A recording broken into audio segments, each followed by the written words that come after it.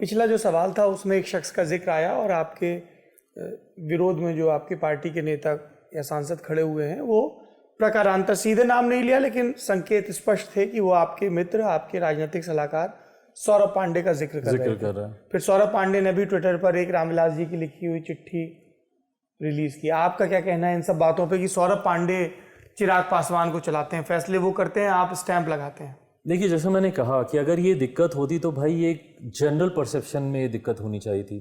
आज की तारीख में मेरी पार्टी में जब राष्ट्रीय कार्यकारिणी की बैठक हुई तो मेरे सारे नेता बोलते कि भैया देखिए सब ठीक है बट हमें इससे दिक्कत है।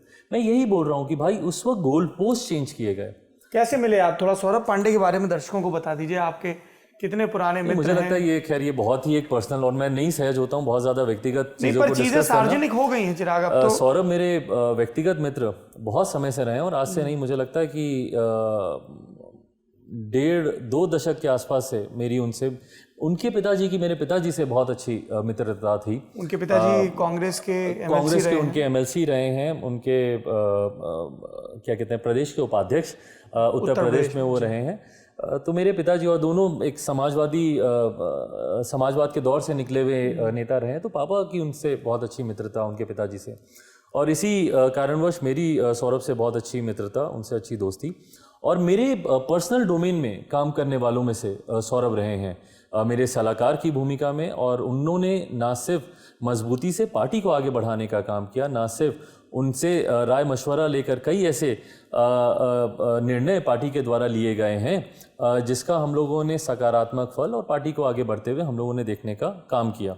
बहरहाल, अगर आपको किसी भी तरीके की दिक्कत किसी भी व्यक्ति विशेष से थी तो जब आप निरंतरता में आप मुझसे मुलाकातें या बातचीत या बैठकें करते थे तो उसका आप जिक्र करते ना, या मुझसे नहीं पापा से ही जिक्र करते, क्योंकि मुझसे तो आप कहते हैं कि मैं बात नहीं करता था, तो पापा को बोलते।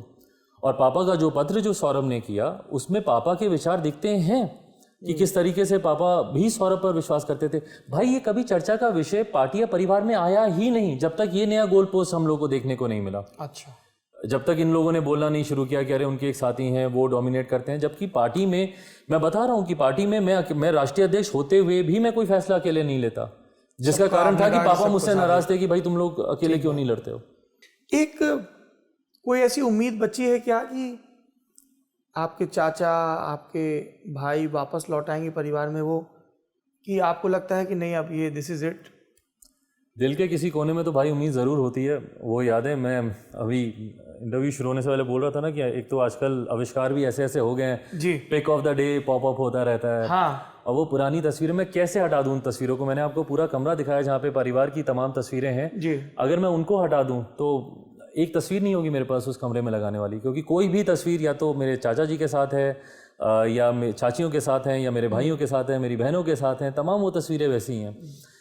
तो दिल के किसी कोने में ज़रूर ये उम्मीद रहती है कि परिवार वैसा ही रहे जैसा पापा चाहते थे।